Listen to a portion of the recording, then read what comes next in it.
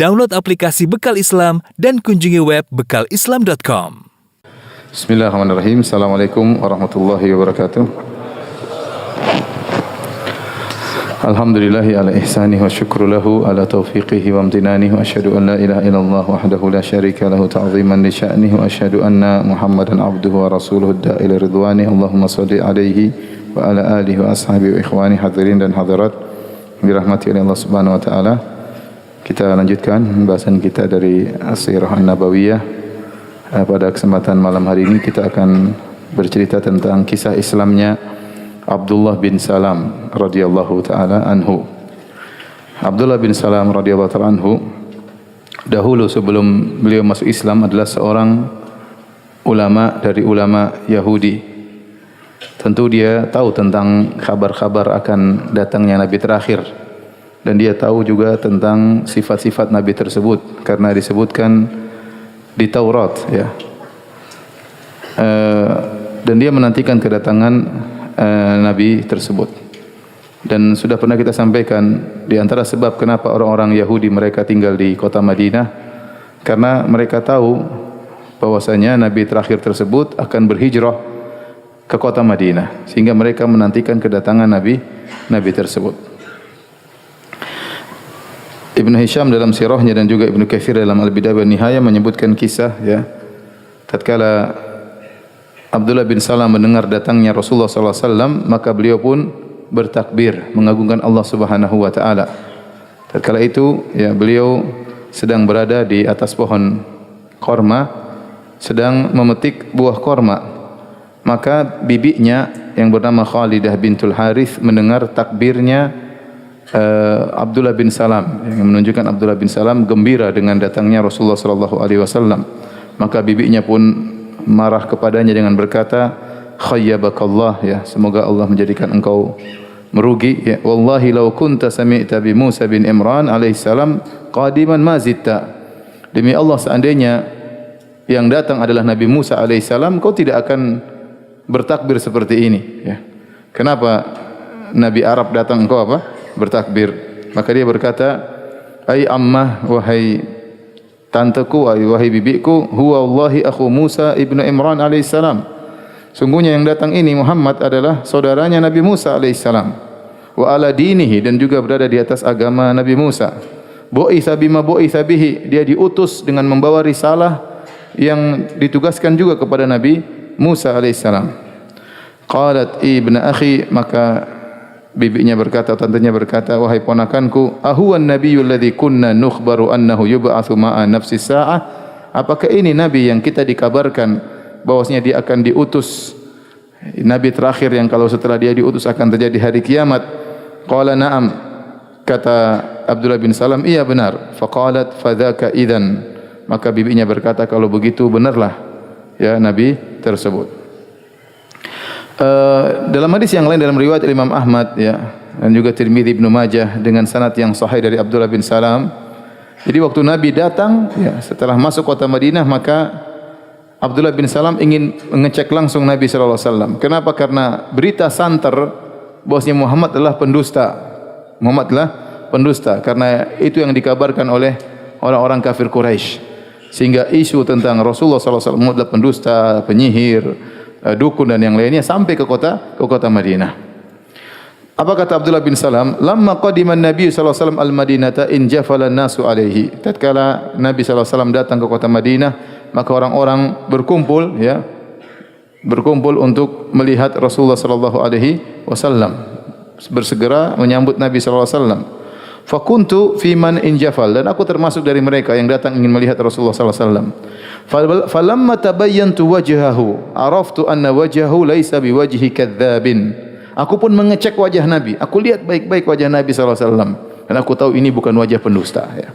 Orang pendusta wajahnya apa? Kelihatan. Ini bukan wajah pendusta, kata Abdullah bin Salam.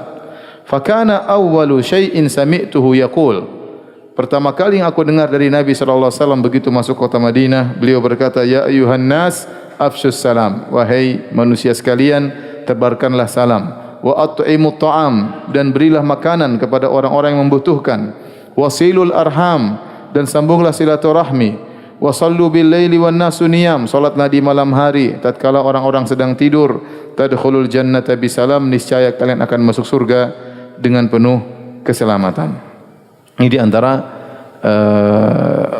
dakwah Nabi pertama kali yang didengar oleh Abdullah bin Salam. Nabi menyuruh untuk menebarkan salam, memberi makan kepada fakir miskin, menyambung silaturahmi, dan salat malam tatkala orang-orang sedang tidur, maka niscaya akan menjadikan seorang masuk dalam surga dengan penuh keselamatan. Abdullah bin Salam bercerita, maka aku pun mendatangi Rasulullah sallallahu alaihi wasallam. Maka aku berkata kepadanya, "Inni sa'iluka an thalathin la ya'lamuhunna illa nabi."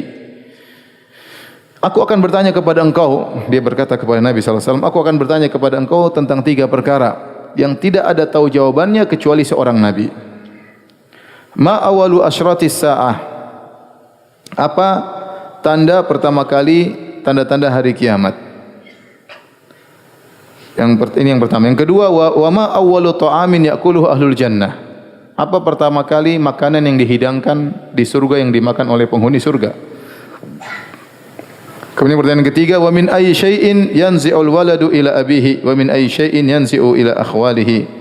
Ya, bagaimana seorang anak bisa mirip dengan bapaknya, ya, atau mirip dengan om-omnya, ya. Maka Rasulullah SAW berkata, khabbarani bihinna anifan Jibril. Baru saja Jibril kasih tahu saya, ya. Ini pertanyaan susah, pertanyaan tentang hal yang gaib. Nabi tidak tahu jawabannya. Tapi begitu Abdullah bin Salam tanya kepada Nabi, tiba-tiba Jibril langsung beri jawaban kepada Rasulullah sallallahu alaihi wasallam. Maka Abdullah bin Salam berkata, "Dzaka adul yahud minal malaikah." Itu Jibril musuhnya orang Yahudi. Jadi Yahudi ini mereka benci sama malaikat Jibril. Mereka memusuhi malaikat apa? Jibril. Memang Yahudi itu bangsat, ya, masa musuhan sama malaikat.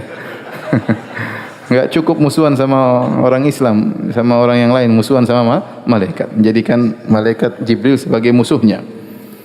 Dia tidak memusuhi seluruh malaikat, tapi yang dimusuhi terutama malaikat siapa? Jibril. Mereka jengkel sama malaikat Jibril.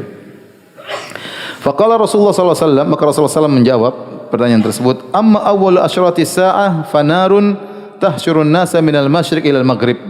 Adapun pertama kali tanda-tanda hari kiamat, yaitu yang menjelang tanda hari kiamat besar, menjelang terjadi hari kiamat, yaitu api yang keluar kemudian mendorong manusia, ya, dari timur menuju barat. Ada api yang membuat manusia akhirnya tergiring dari timur menuju barat. Ini tanda jawaban pertanyaan pertama. Jawaban pertanyaan kedua, wa amma awwalu ta'amin ya'kuluhu ahlul jannah faziyadatu kabidi hutin.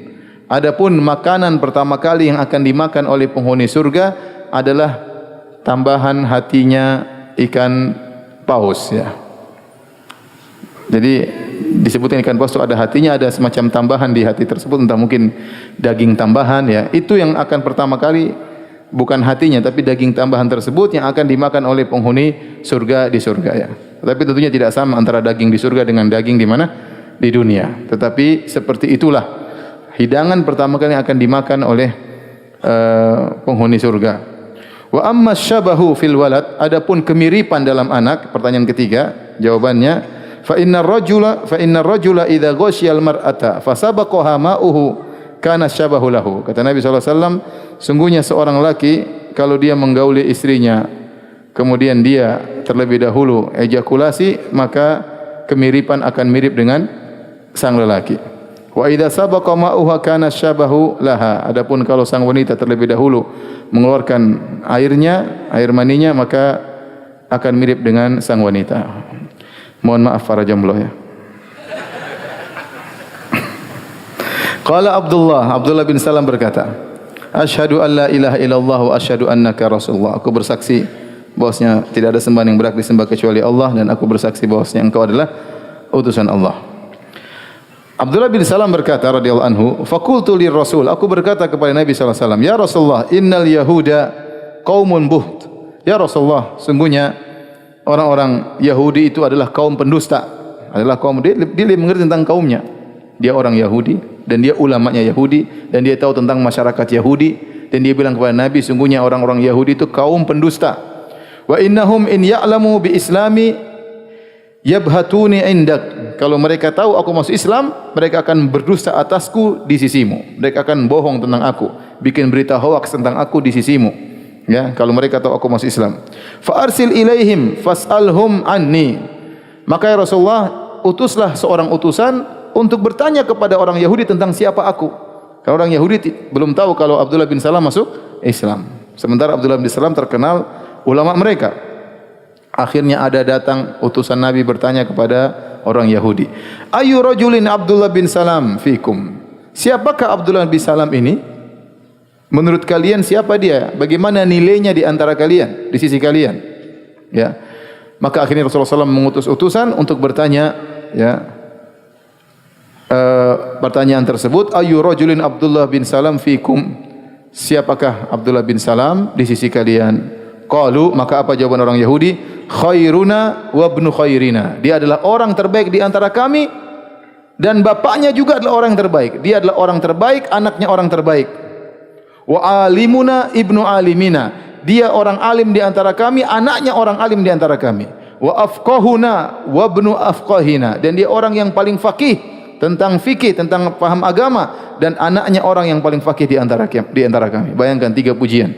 Khairuna ibnu khairina, orang terbaik di antara kami, putranya orang terbaik di antara kami. Alimuna ibnu alimina, orang alim di antara kami dan anaknya orang yang alim di antara kami.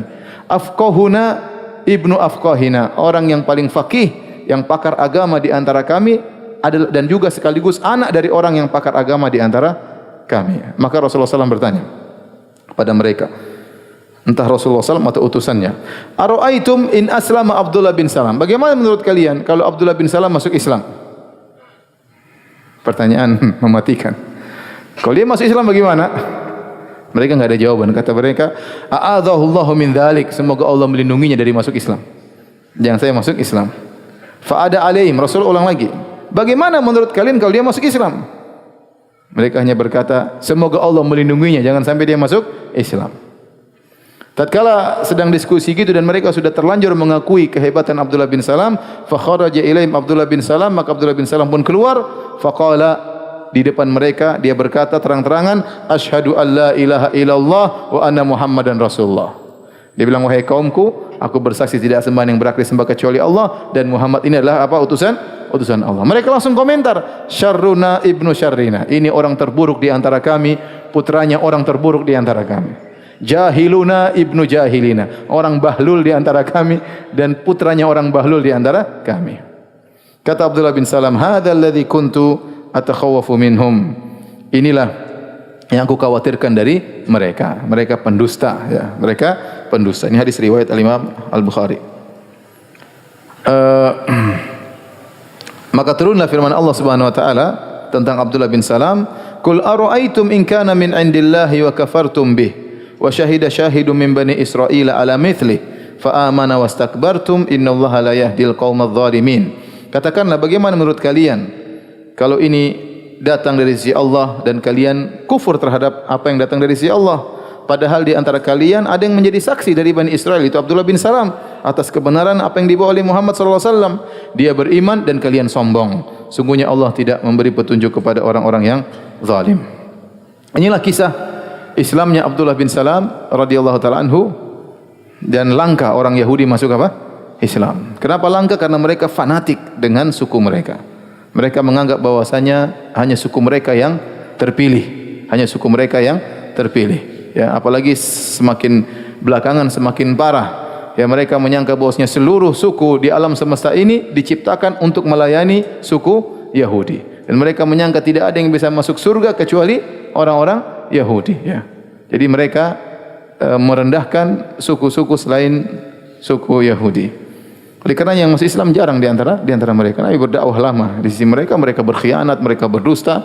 Hanya segelintir kecil yang beriman kepada Rasulullah sallallahu alaihi wasallam, di antaranya Abdullah bin Salam radhiyallahu anhu. Adapun keutamaan Abdullah bin Salam maka banyak, di antaranya diriwayatkan oleh Imam Al-Bukhari, Imam Muslim dari Sa'ad bin Abi Waqqas radhiyallahu ta'ala anhu, "Ma sami'tu an-nabiy sallallahu alaihi wasallam yaqulu li ahadin yamshi 'alal ard innahu min ahli jannah illa li Abdullah bin Salam." Aku tidak pernah mendengar dari Nabi sallallahu alaihi wasallam pernah menyatakan orang yang sedang berjalan masih hidup di atas muka bumi dia penghuni surga kecuali Abdullah bin Salam. Tentu Nabi pernah bilang juga yang lain, tapi yang didengar langsung oleh Sa'ad bin Abi Waqqas bahwa Nabi pernah mengatakan si fulan masuk surga, si fulan penghuni surga dan dia masih hidup kecuali Abdullah bin Salam. Qala wa fihi nazalat hadhil ayah, dan pada Abdullah bin Salam turunlah firman Allah yang tadi kita baca, wa syahida syahidu min bani Israil ala mithlih, bahwasanya seorang dari Bani Israel telah menjadi saksi akan benarnya apa yang dibawa oleh Nabi sallallahu alaihi wasallam. Kemudian juga diriwayatkan oleh Ibn Hibban dan Al-Hakim dan juga Imam Ahmad dengan sanad yang hasan dari Sa'ad bin Abi Waqqas dalam riwayat yang lain, dia berkata, "Anna Nabi sallallahu alaihi wasallam utiya bi qas'ah fa asabna minha." Rasulullah SAW didatangkan piring besar, ya, tempayan isi makanan, lalu kami makan dari piring tersebut, makan rame-rame berjamaah. Fa fadalat fadlatun, kemudian kami sudah makan masih ada sisa. Masih ada sisa dari piring besar tersebut. Faqala, maka Rasulullah SAW berkata, "Yatlu'u rajulun min hadzal fajji," ya, ya'kulu hadhil fadla min ahlil jannah. Akan lewat seseorang dari al-fajj, itu jalan agak lebar, dia akan lewat jalan ini dan dia penghuni surga dan dia akan makan dari sisa makanan ini. Para sahabat nunggu siapa yang datang ini. Dia datang makan makanan, berarti penghuni apa? Surga. Qala Sa'ad, kata Sa'ad bin Abi Waqqas radhiyallahu anhu, "Wa kuntu taraktu akhi Umairan yatatahharu." Tadi aku tinggalkan saudaraku Umair, dia sedang berwudu. Ya, aku berkata dalam hatiku, huwa akhi, berarti yang dimaksud Nabi adalah saudaraku. Dia tadi berwudu, sebentar lagi dia datang makan sisa. Faja Abdullah bin Salam faakalaha. Ternyata yang datang siapa? Abdullah bin Salam. Kemudian makan dari sisa makanan di piring tersebut. Ini dalil bahwasanya Abdullah bin Salam telah di apa namanya? Jangan divonis kasar ya, dia apa? Dia apa? Dijamin, ditetapkan bahwasanya dia penghuni surga. Demikian juga dari Yazid bin Umairah, dia berkata, "Lamma hadara Mu'adz bin Jabal al-maut." Tatkala Mu'adz bin Jabal radhiyallahu anhu, seorang sahabat yang sangat faqih, akan meninggal dunia, qila lahu, maka ditanyakan kepadanya, "Ya Aba Abdurrahman, ausina, wahai Mu'adz bin Jabal, berilah wasiat kepada kami." Qala ajlisuni, dudukkan aku. Dia sudah mau meninggal, enggak kuat, dudukkan aku. Qala innal ilma wal iman makanahuma man ibtagahuma wajadahuma, yaqulu dzalika thalatha marrat. Ya. Kata dia bahwasanya ilmu dan iman, ya, itu memiliki kedudukan, barang siapa yang mencari ilmu dan iman dia akan mendapatkannya. Dia mengucapkan 3 kali. Kemudian dia berkata, "Faltamisul ilma inda arba'ati rahtin." Carilah ilmu dari 4 orang. Inda Umaymir Abi Darda, carilah ilmu dari Abu Darda, kata Mu'adz bin Jabal. Wa inda Salman Al-Farisi, carilah ilmu dari Salman Al-Farisi. Wa inda Abdullah bin Mas'ud, carilah ilmu dari Abdullah bin Mas'ud. Wa inda Abdullah bin Salam, dan carilah ilmu dari Abdullah bin Salam. Alladzi kana Yahudiyan tsumma aslama, yang dahulu dia adalah seorang Yahudi kemudian dia masuk Islam, ya. Fa inni sami'tu Rasulullah sallallahu alaihi wasallam yaqul innahu 'ashiru asyrafil jannah. Aku mendengar Nabi pernah berkata dia adalah orang 10 dari 10 orang yang masuk surga. Jadi Nabi pernah menetapkan dia masuk surga. Hadis berikutnya, ya, hadis terakhir tentang keutamaan Abdullah bin Salam, diriwayatkan Imam Bukhari, Imam Muslim, dari Kharsyah bin Al-Hurr, dia berkata, "Kuntu jalisan fi halaqatin fi Masjidil Madinah." Suatu hari aku duduk di satu halaqah ilmu di Masjid Madinah. Fiha syaikhun hasanul hay'ah. Di halaqah tersebut, majelis tersebut, ada seorang yang sudah tua dan penampilannya bagus, ya. Huwa Abdullah bin Salam, dia adalah Abdullah bin Salam radhiyallahu anhu. Faja'ala yuhaddithuhum haditsan hasanan, maka Abdullah bin Salam pun menyampaikan hadis kepada orang-orang yang hadir di situ. Falamma qama, tatkala beliau berdiri, qala al-qaum, orang-orang berkata. Jadi Abdullah bin Salam penghuni surga ini masyhur di para tabi'in yang tinggal di kota Madinah. Mereka tahu bahwa Abdullah bin Salam telah divonis oleh Nabi masuk apa? Surga. Maka orang-orang berkata waktu Abdullah bin Salam berdiri meninggalkan majelisnya, orang-orang berkata, "Man sarrahu an yanzura ila rajulin min ahli jannah falyanzur ila hadza." Barang siapa yang ingin melihat seorang penghuni surga, lihatlah Abdullah bin Salam. Qultu wallahi la atba'annahu fala a'lamanna makana baitihi. Kata Kharsh bin Al-Hurr ini, demi Allah aku akan mengikutinya, akan mengekorinya, dan aku demi Allah akan tahu di mana tempat rumahnya. Fatabi'tuhu, maka aku pun mengekori Abdullah bin Salam. Fantalaqa hatta kada an yakhruja minal Madinah. Ternyata rumahnya jauh di penghujung kota Madinah. Terus dia jalan diikuti terus oleh orang ini, tabi'in ini. Sampai di penghujung kota Madinah dan hampir keluar dari kota Madinah. Thumma dakhala manzilahu, kemudian dia masuk dalam rumahnya. Fasta'dzantu alaihi fa'adzina li. Kemudian aku minta izin untuk ketemu dengannya dan dia pun izinkan untuk bertemu dengannya. Qala ma hajatuka ya ibna akhi? Apa urusanmu wahai saudaraku? Mau ketemu saya. Qultu inni sami'tul qauma yaquluna lak. Aku mendengar tadi orang-orang berbicara, ya. Mereka berkata, tatkala engkau pergi tadi, mereka bilang, barang siapa yang ingin melihat kepada seorang penghuni surga, lihatlah kepada engkau. Fa'ajabani an akuna ma'ak. Maka aku senang aku bisa bersama engkau. Maka Abdullah bin Salam berkata, Allahu a'lam bi ahlil jannah. Ya, tawadhu'nya. Kata dia, Allah lebih tahu tentang siapa penghuni surga. Dia tidak bilang, oh iya benar, itu memang saya memang. Saya gandeng kamu ke surga nanti, tenang aja. Enggak. Sa'uhaddithuka mimma qalu dzakar. Tapi dia sudah harus menyampaikan hadis, dan itu hadis terkenal di kalangan para sahabat. Bukan dia juga yang menyampaikan, Sa'ad bin Abi Waqqas menyampaikan sehingga masyhur bahwa dia penghuni surga. Maka dia cerita tentang hadis tersebut, dan ini ilmu harus disampaikan. Dia berkata, "Inni bainama ana naim." Suatu hari aku sedang tidur. "Id atani rajulun faqala likum." Tiba-tiba ada seorang datang dalam mimpinya. Kemudian berkata, "Berdirilah, bangkitlah wahai Abdullah bin Salam." Fa akhadha bi yadi fantalaqtu ma'ahu. Maka dia pegang tanganku, aku pun berjalan dengan dia. Fa idza ana bi jawada an shimali. Tiba-tiba ya, aku melihat di sampingku ada jalan sebelah kiri, ada jalan yang sebelah kiri, jalan yang jelas, yang mudah dilewati, ya. Fa akhadtu li akhudha fiha, maka aku ingin lewat jalan kiri tersebut. Faqala li, orang ini menegur, dia berkata, la ta'khudh fiha, jangan kau jalan lewat situ.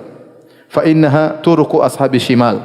Sungguhnya itu jalan orang-orang penghuni neraka jahanam. Ashabus shimal itu orang-orang yang golongan kiri. Fa idza jawadun manhajun an yamini. Kemudian tiba-tiba ada jalan yang jelas, ya, di sebelah kananku. Faqala li khudha huna, lewat situ aja. Kemudian aku pun melewati jalan kanan tersebut. Fa atabi jabalan. Kemudian dia bawa aku, jalan tersebut membuat aku menuju kepada suatu gunung. Faqala li, dan orang itu berkata, is'ad, ayo naik gunung tersebut. Faja'altu idza aradtu an as'ad kharartu ala isti. Setiap aku mau naik di atas gunung tersebut, aku terjatuh, jatuh di bawah di bokongku, jatuh terduduk. Setiap mau naik lagi jatuh terduduk. Hatta fa'altuhu miraran, aku lakukan berulang-ulang, tidak mampu naik gunung tersebut. Thumma intalaqa bi hatta atabi amudan. Kemudian orang itu bawa aku berjalan lewat jalan kanan tersebut sampai aku melihat suatu tiang yang tinggi, ra'suhu fis sama' wa asfaluhu fil ardi. Ini mimpi ya.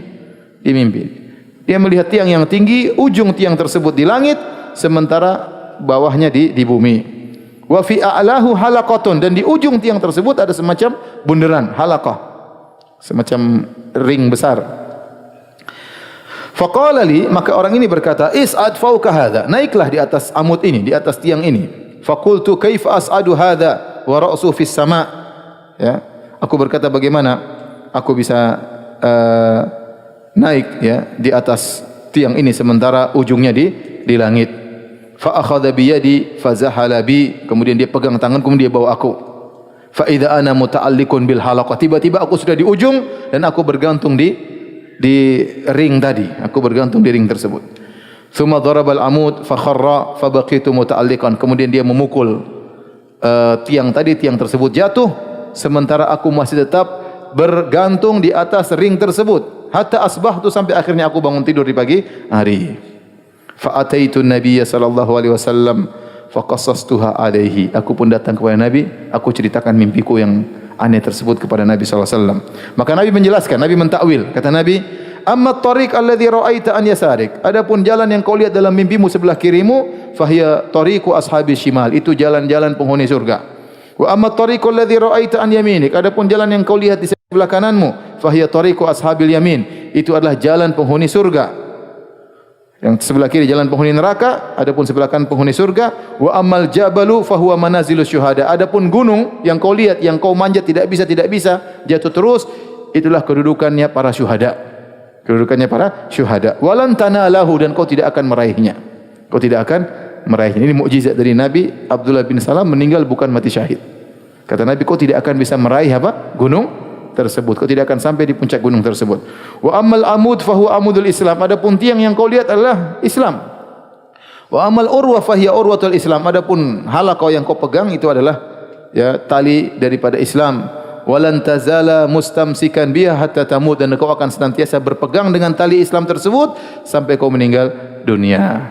Ini dalil bahwasanya Abdullah bin Salam kokoh di atas Islam, namun dia tidak meninggal dalam kondisi mati syahid. Ya, beliau meninggal di Madinah tahun 43 Hijriah di zaman khilafah Muawiyah ibn Abi Sufyan radhiyallahu ta'ala anhum ajma'in. Meninggal ya, di atas tempat tidurnya, bukan meninggal dalam kondisi mati syahid. Ini tadi kisah Abdullah bin Salam radhiyallahu anhu. Kisah berikutnya yang akan disampaikan pada malam hari ini tentang Utsman bin Affan yang membeli sumur rumah. Sumur rumah namanya. Tatkala kaum Muhajirin datang ke kota Madinah, maka mereka kesulitan mendapatkan air. Di zaman tersebut kesulitan mendapatkan air. Dan di antara penghuni Madinah ada seorang dari Bani Ghifar. Dia punya mata air yang dikenal dengan namanya rumah. Mata air tersebut namanya mata air rumah. Di sana di Arab sana mata air dikasih nama mata air ini, mata air ini, mata air ini untuk mudah dikenali. Nah, orang ini memiliki mata air namanya mata air rumah. Dan dia mata air tersebutlah sebagai penghasilannya. Dia jual kirbah dengan 1 mud gandum atau 1 mud korma. Jadi diambil satu tempat air, orang mau beli silakan bayar 1 mud apa? 1 mud korma atau gandum. Faqala lahu Nabi sallallahu alaihi wasallam, Nabi berkata kepadanya, tabi'uniha bi'ainin fil jannah. Maukah kau sedekahkan mata airmu dan akan diganti dengan mata air di surga? Tawaran dari Nabi sallallahu alaihi wasallam. Maka dia tidak menerima tawaran Nabi. Dia berkata, ya Rasulullah, laisa li wala li iyali ghairuha. Ya Rasulullah, aku tidak punya penghasilan kecuali ini. Saya punya anak-anak, saya punya istri, kami tidak punya penghasilan kecuali ini. Maka dia tidak menjualnya kepada Nabi sallallahu alaihi wasallam. Fabalau dzalika Utsman, maka Utsman mendengar tentang hal tersebut, maka Utsman pun membeli ya, dengan duit ya. Utsman beli dengan 35.000 dirham. 35.000 dirham dibayarkan kepada orang tersebut. Kemudian Umar pun datang kepada Nabi sallallahu alaihi wasallam. Utsman pun beli dengan 35.000 dirham. Kemudian Utsman pun datang kepada Nabi sallallahu alaihi wasallam. Kemudian dia berkata, "Ataj'alu li fiha ma ja'alta lahu?" Qala na'am. Qala Utsman, "Qad ja'altuha lil muslimin." Ya. Apakah kau akan menjadikan bagiku apa yang kau jadikan untuknya? Itu artinya kalau saya hadiahkan mata air ini, maka aku akan dapat mata air di surga? Kata Nabi, iya. Maka kata Utsman, qad ja'altuha lil muslimin. Ini saya infakkan, saya wakafkan untuk kaum muslimin.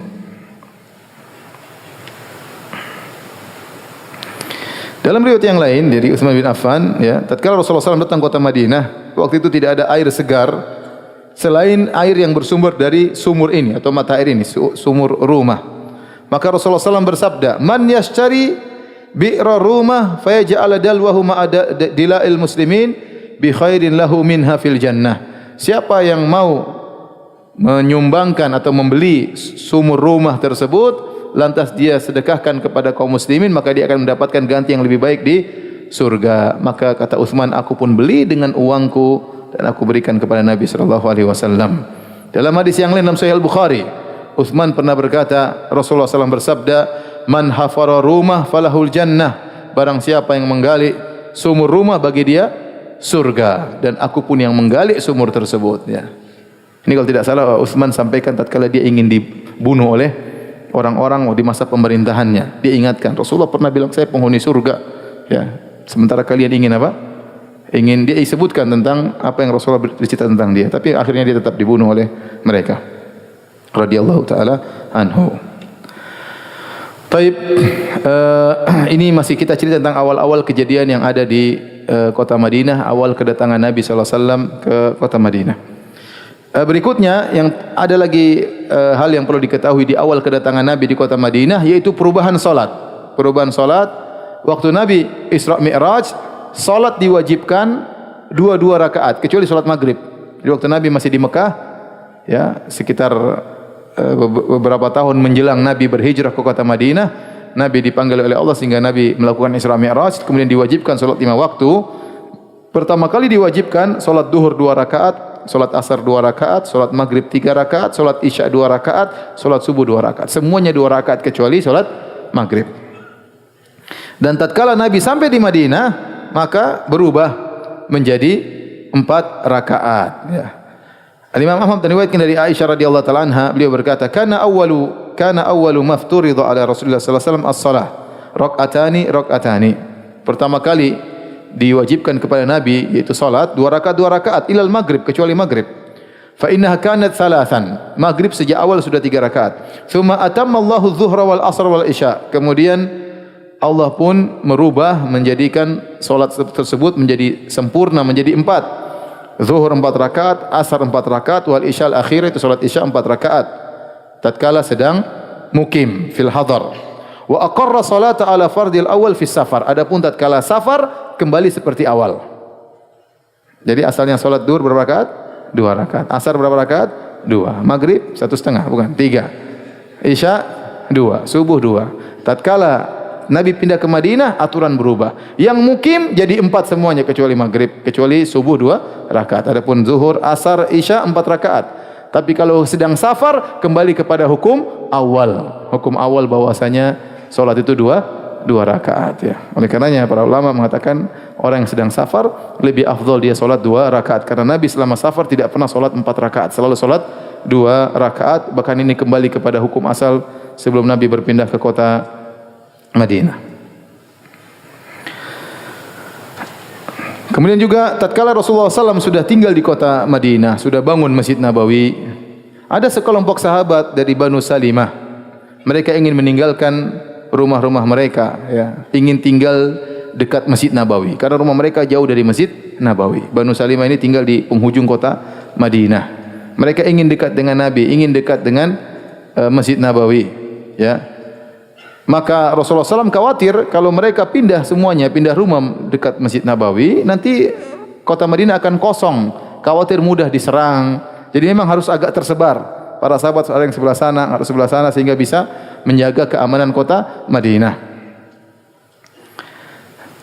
Maka tatkala mereka ingin menjual rumah mereka yang ada di ujung kota Madinah, kemudian bangun rumah dekat Masjid Nabawi, maka Nabi tidak setuju. Kata Nabi SAW, innalakum bikulli khutwatin darajah. Jangan kalian pindah rumah, biar rumah kalian di situ saja, ya, karena setiap langkah yang kalian langkahkan akan menambah derajat.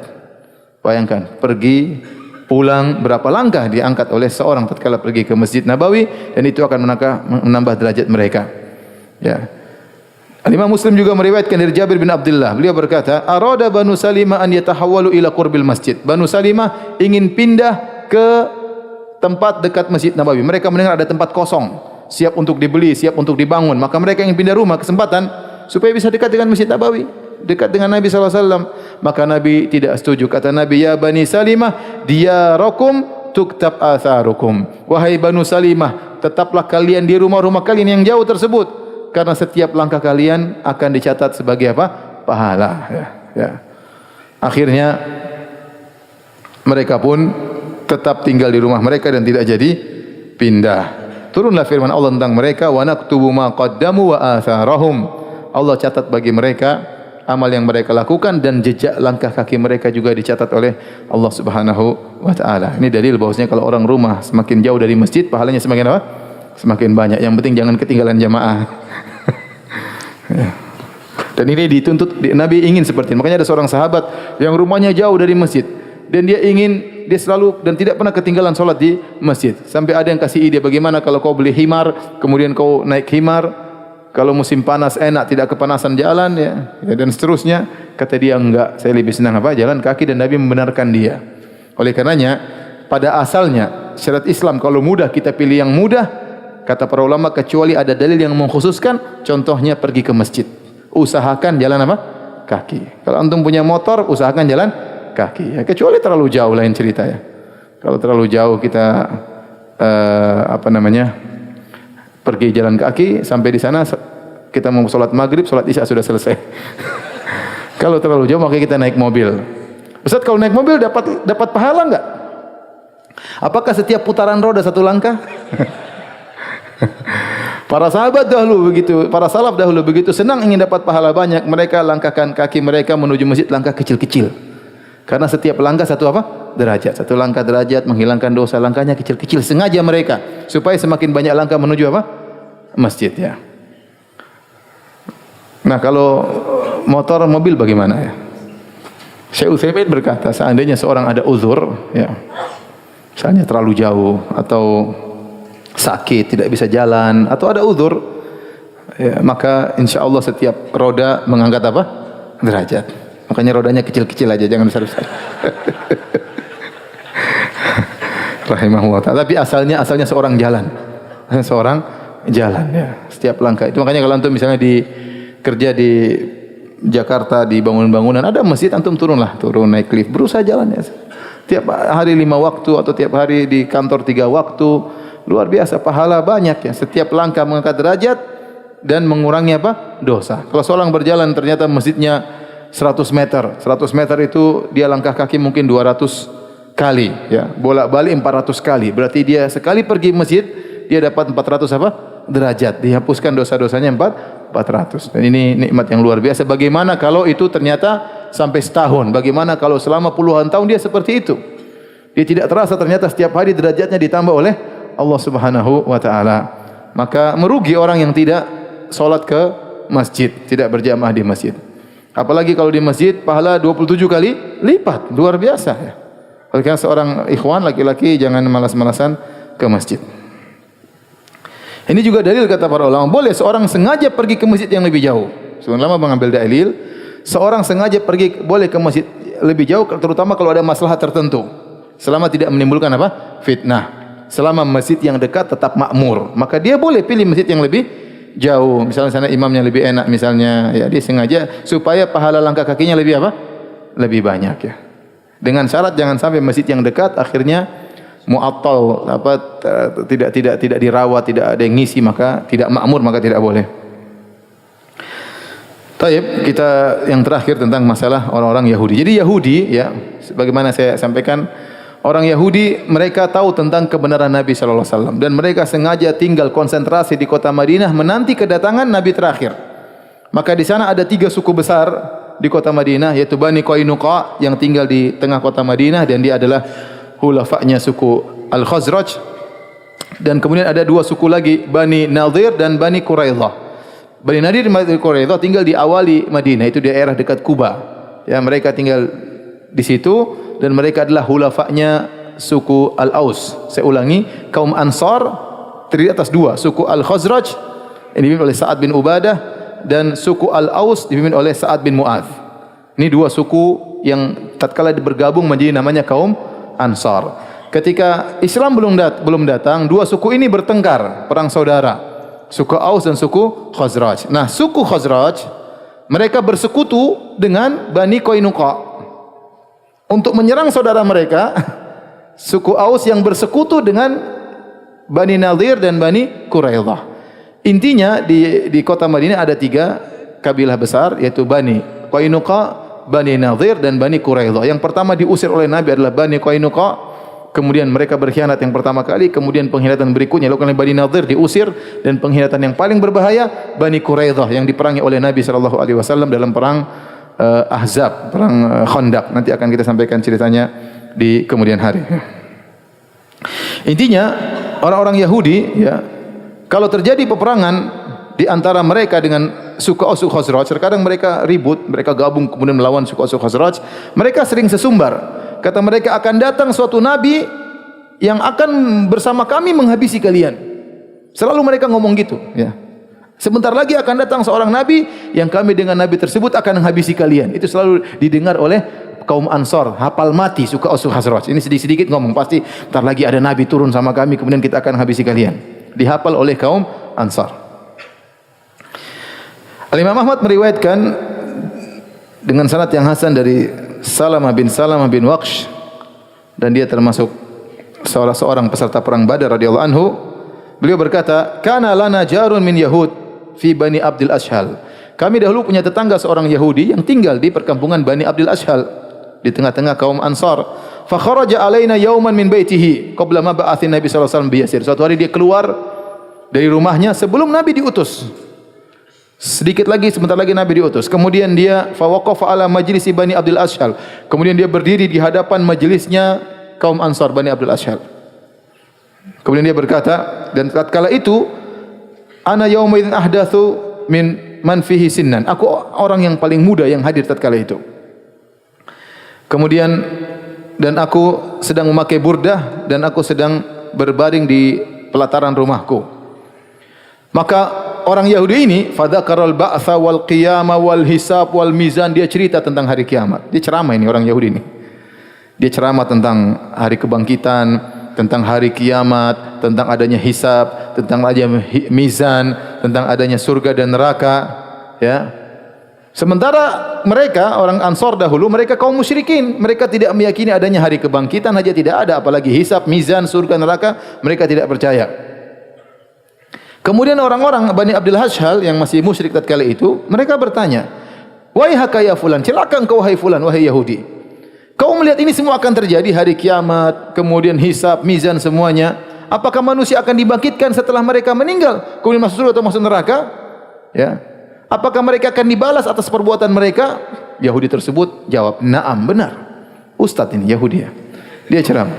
Bahkan kata Yahudi ini berkata, "Demi zat yang yang bersumpah dengannya, demi Allah Subhanahu wa taala, seandainya saya disuruh milih, di sini ada tungku api terbesar untuk saya masuki dan saya terbakar, yang penting saya bisa selamat dari neraka jahanam, saya akan lakukan," kata dia. Subhanallah. Kata Yahudi tadi, seandainya ada tungku terbesar di dunia yang siap membakar dengan api terpanas, saya rela untuk masuk di situ dibakar di dunia, yang penting saya selamat daripada siksaan api neraka. Akhirnya mereka orang-orang Bani Abdul Ashhal, itu kaum Ansar yang masih musyrik, mereka bertanya, "Waihak, wa ma ayatu dzalik?" Celaka engkau, apa dalilnya? Apa dalilnya kau ngomong gitu? Apa buktinya? Kata dia, "Nabiyyun yub'atsu min nahwi hadhil bilad." Wa asyara bi annahu Makkah wal Yaman. Kata dia akan ada datang nabi diutus dari arah sini, yaitu dia tunjuk ke kota Mekah. Akan ada nabi diutus dari arah sini, Mekah dan Yaman, daerah Mekah dan daerah yaitu daerah selatan. Wa mata tarahu? Kapan kau bisa lihat nabi tersebut? Maka tiba-tiba Yahudi ini lihat kepada sahabat tadi yang masih kecil, yang pakai burdah, lagi berbaring di depan rumahnya. Kata dia, in yastanfid hadzal gulam umrahu yudrikhu. Seandainya orang ini nanti dewasa, ya, dia akan mendapati nabi tersebut. Kata Salamah yang masih kecil tadi, dia berkata, "Fa wallahi ma dhahaba al-lail wan nahar hatta ba'atha Allah taala rasulahu wa huwa hayyun baina adhurina." Ternyata tidak lama kemudian Allah utus Muhammad sallallahu alaihi wasallam jadi nabi, dan dia tinggal bersama kami di kota Madinah, bertetanggaan dengan Yahudi tadi. Fa amanna bihi, kami pun beriman kepada nabi tersebut. Wa kafara bihi, ternyata Yahudi tadi, yang ustaz Yahudi tadi, ternyata kafir, tidak beriman kepada Rasulullah sallallahu alaihi wasallam. Fa qulna lahu, kami berkata kepada dia, "Wailaka ya fulan, hai ustaz Yahudi, alasta billadzi qulta lana fihi maku, bukan kau pernah ceramahin kami begini. Benar, saya ceramah benar, tapi nabi tersebut bukan Muhammad," kata. Itu bukan walaisa bihi, nabi tersebut bukan siapa? Muhammad. Ibnu Ishaq meriwayatkan dari Ikrimah maula Ibni Abbas, ya, bahwasanya Mu'ad bin Jabal dan juga Bishr bin Bara' bin Ma'rur, dua orang sahabat radhiyallahu ta'ala anhuma, mereka berdua pernah berkata kepada orang-orang Yahudi, "Ya ma'syara Yahud, ittaqullah wa aslimu." Wahai orang Yahudi sekalian, bertakwalah kepada Allah dan masuk Islamlah kalian. Faqad kuntum tastaftihuna alaina bi Muhammadin. Bukankah dahulu wa nahnu ahla syirkin, waktu kami masih musyrik, kalian selalu sesumbar mengatakan akan datang nabi terakhir yang akan menemani kami mengalahkan kalian. Tukhbiruna annahu mab'utsun, kalian mengabarkan kepada kami dahulu bahwasanya dia akan diutus. Wa tasifunahu lima lana bi sifatin, kalian menyebutkan tentang sifat-sifatnya. Kalian sebutkan. Maka seorang Yahudi bernama Salam bin Mishkam komentar, dia berkata, salah satu dari Bani Nadir, kabilah Yahudi, "Ma ja'ana bi syai'in na'rifuhu." Itu Muhammad bukan yang kami maksud. Dia tidak datang dengan sifat yang kami kenali sebelumnya. Wa ma huwa billadzi kunna nadhkuruhu lakum. Itu bukan yang kami sebut-sebut, bukan dia, yang lain maksudnya. Dan ini kedustaan dari mereka. Padahal Allah berfirman, "Ya'rifunahu kama ya'rifuna abna'ahum." Sungguhnya ahlul kitab Yahudi Kaum Yahudi mereka mengenal Muhammad sebagaimana mereka mengenal anak mereka. Jadi pengenalan tentang Rasulullah itu dengan pengenalan yang detail. Kalau kita punya anak, kita kenal dia dengan detail atau tidak? Kita kenal. Sifat-sifatnya bagaimana, munculnya dari mana, bakalan kemana. Makanya Yahudi tadi mengatakan, oh akan datang Nabi, datangnya dari arah Mekah sana. Ya. Dan mereka tahu akan berhijrah ke kota Madinah. Mereka tahu. Jadi cerita tentang Nabi itu detail. Akan datang dari arah selatan, dari Mekah. Kemudian akan berhijrah ke negeri yang penuh dengan korma, yaitu di mana? Di Madinah. Mereka tahu sehingga mereka menanti-nantikan Nabi tersebut. Tapi begitu datang Nabi tersebut, mereka kufur. Maka Allah berfirman, "Walamma ja'ahum kitabun min indillahi musaddiqul lima ma'ahum, wa kanu min qablu yastaftihuna alladhina kafaru." Mereka Yahudi dahulu sesumbar terhadap orang-orang Ansar yang masih musyrik. Falamma ja'ahum ma arafu kafaru bih. Tatkala datang yang mereka kenal yaitu Muhammad, mereka kufur kepada Muhammad sallallahu alaihi wasallam. Fala'natullahi 'alal kafirin. Maka laknat Allah terhadap orang-orang kafir. Ibnu Ishaq juga meriwayatkan dari Sofiyah bintu Huyai bin Akhtab. Sofiyah istri Nabi sallallahu alaihi wasallam, wanita Yahudi. Ya, istri Ummul Mukminin. Bagaimana kisah dia? Sebelumnya dia beragama Yahudi. Bapaknya Huyai bin Akhtab adalah kepala suku dari Bani Nadir. Dia Sofiyah An-Nadiriyah. Bapaknya yaitu Huyai bin Akhtab, kepala suku Bani Nadir. Kata Sofiyah, "Kuntu ahabba waladi abi ilaihi." Aku adalah anak yang paling disayang oleh bapakku. Wa ila ammi Abi Yasir, dan aku adalah ponakan yang paling disayang oleh pamanku Abu Yasir. Abu Yasir dengan Huyai bin Akhtab. Huyai bin Akhtab bapaknya Sofiyah, Abu Yasir pamannya Sofiyah. Lam alqahuma qad ma'a waladin lahuma illa akhadhani dunahu. Setiap kalau mereka berdua ketemu aku ada anak yang lain ditinggal, aku yang dia pegang. Saking sayangnya bapaknya sama pamannya kepada Sofiyah, sangat sayang kepada Sofiyah. Sofiyah cerita, tatkala Rasulullah SAW datang ke kota Madinah, wa nazala Quba, dan Nabi tinggal di Quba. Tatkala bangun Masjid Quba di Bani Amr bin Auf, goda alaihi abi Huyai bin Akhtab wa ammi Abi Yasir bin Akhtab. Maka bapakku Huyai bin Akhtab dengan pamanku Abu Yasir bin Akhtab segera menuju kepada Rasulullah sallallahu alaihi wasallam. Mughallisin, pagi-pagi. Mughallisaini, pagi-pagi mereka sudah pergi. Masih baru setelah salat subuh, masih bercampur remang-remang antara gelap dengan terang, remang-remang. Mereka sudah berangkat dari kota Madinah menuju ke Kuba, ingin ngecek Rasulullah sallallahu alaihi wasallam. Falam yarji'a hatta kana ma'a ghurubi syams. Mereka lama di Kuba, benar-benar ngecek Muhammad sallallahu alaihi wasallam. Pergi pagi, subuh, pulang maghrib. Tatkala mereka pulang maghrib, fa ataya kallaini kasalanaini saqitaini yamshiyaini alhuwaina, maka datang dalam kondisi lemas dua orang tersebut. Lemas, sedih, tidak semangat, padahal perginya semangat. Pas pulang lemas, tidak semangat, kayak orang mau jatuh.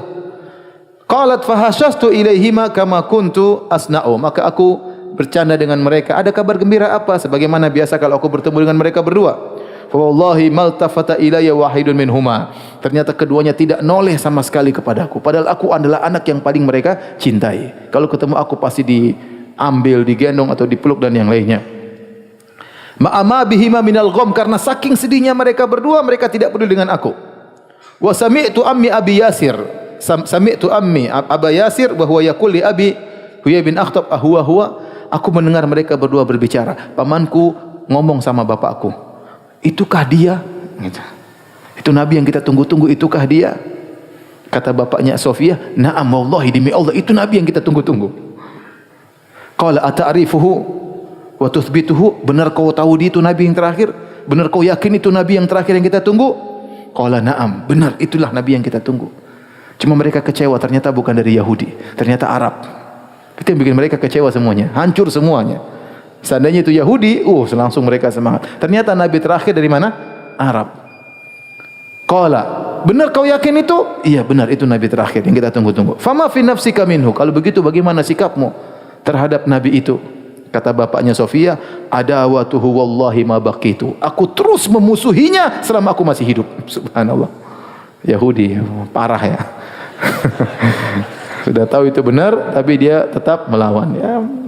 Oleh karenanya Yahudi memang parah, sifat mereka sangat parah. Hobi mereka adalah membunuh para nabi. Ya, maka memusuhi Nabi sallallahu alaihi wasallam adalah perkara sepele. Wong Jibril saja mereka tantang, apalagi Rasulullah sallallahu alaihi wasallam. Taib, ini waktu sudah habis. Insyaallah pertanyaannya simpan aja 2 minggu lagi ya. Sampai di sini kajian kita. Subhanakallah bihamdik asyhadu an la ilaha illa anta astaghfiruka wa atubu ilaik. Assalamualaikum warahmatullahi wabarakatuh.